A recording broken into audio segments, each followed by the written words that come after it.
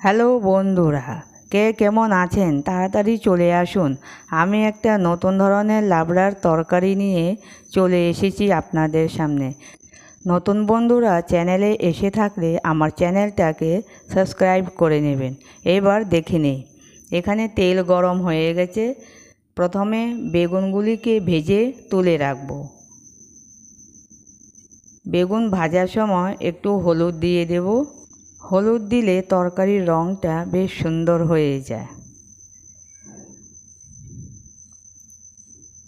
এই দেখুন, আমার বেগুন ভাজা হয়ে গেছে। এখন আমি তুলে নিচ্ছি। এই যে এখন তেলে দিয়ে দিচ্ছি ফোড়ন। দুটো কাঁচা লঙ্কা দিয়েছি আর 5 ফোড়ন দিয়েছি। কাঁচা লঙ্কার জায়গায় আপনারা লাল লঙ্কাও ফোড়ন দিতে পারেন। এখন আমি সব তরকারিগুলি দিয়ে দিচ্ছি একসাথে। এই তরকারিতে আছে কুমড়ো, মূলো আর আলু।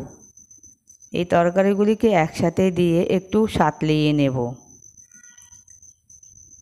আর ততক্ষণ অবধি সাঁতলাবো যতক্ষণ তরকারির রঙ চেঞ্জ না হয়ে যায়।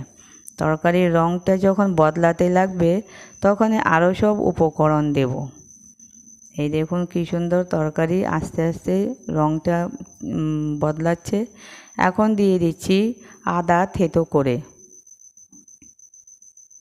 আদা থেতো করে আর না হলে বেটেও দিতে পারেন, তাতে কোনো অসুবিধা নেই। আমি থেতো করে দিয়ে দিলাম। এই দেখুন এখন দিচ্ছি 4টে কাঁচা লঙ্কা চিড়ে লাগিয়ে। ওই 2টো কাঁচা লঙ্কা ফোড়নে দিয়েছি, তাতে তো ঝাল হবে না, তাই আমি 4টে কাঁচা লঙ্কা আরও চিড়া লাগিয়ে দিয়ে দিয়েছি। লাবড়া একটু ঝাল ঝাল না হলে ভালো লাগে না। এই যে আমি এখানে জিরে, ধনের গুঁড়ো আর হলুদ আর লাল লঙ্কার গুঁড়ো একটা পেস্ট তৈরি করে রেখেছিলাম, সেটা দিয়ে দিয়েছি। সেটা দেওয়ার সময় আমার ক্যামেরাটা অফ হয়ে গেছিলো আর মশলার বাটিটা ধুয়ে একটু জল দিয়ে দিয়েছি। তারপরে দিলাম এখানে পুঁই শাক। পুঁই শাকটা আস্তে আস্তে করে দেব, কড়াইটা ভরে যাচ্ছে। পুঁই শাকটা যখন একটু মজে যাবে তখন আরও রাখা আছে সাইডে শাক, ওটাও দিয়ে দেব। এই দেখুন নাড়াতে নাড়াতে মজে যাচ্ছে কি সুন্দর। আর লাবড়া এরকম একটা তরকারি, আমরা যেরকম 200 গ্রাম কুমড়ো, 1 পাও মূলো, একটা মূলো নিলাম, যেরকম 1 পাও তো না, একটা মূলো, হ্যাঁ, 2-3টে আলু, 2টো আলু দিলাম, বেগুন দিলাম একটা। এরকম অল্প অল্প তরকারি দিয়ে আমরা রান্না করি। আর অবশ্যই এটা এতটা তরকারি তৈরি হয়ে যায় যে বলার মতন না। আর তারপরে পুঁই শাক কিংবা পালক শাক, না তো নিরামিষ রান্না হলে পালং শাক দিতে হয়, আর পুঁই শাক তো আমিষ হয়, তো পুঁই শাক দেওয়া যায় না। এখন আমি দিয়ে দিয়েছি লবণ। লবণ আন্দাজ করে দিলাম। আপনারা ঝাল নিজেদের আন্দাজ বুঝে দেবেন। আমি মশলা যে গুলেছিলাম ওর মধ্যে লাল লঙ্কার গুঁড়ো দিয়েছিলাম একটু, তো বেশ ভালোই একটু ঝাল ঝাল হবে। আর এই দেখুন কতটা জল উঠেছে তরকারি থেকে, আর তরকারিটা বেশ ভালো সফট হয়ে গেছে। এখন দিয়ে দিলাম বেগুন যে ভেজে রেখেছিলাম সেটা।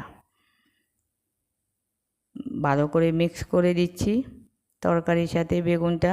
আর ফ্লেমটাকে লো রাখবেন, লো টু মিডিয়াম করবেন কোনো সময়, আর বেশিরভাগ সময় লো রাখবেন। কেন কি না এই তরকারিটা লাবড়াটা একটু আস্তে আস্তে করে রান্না করতে হয়।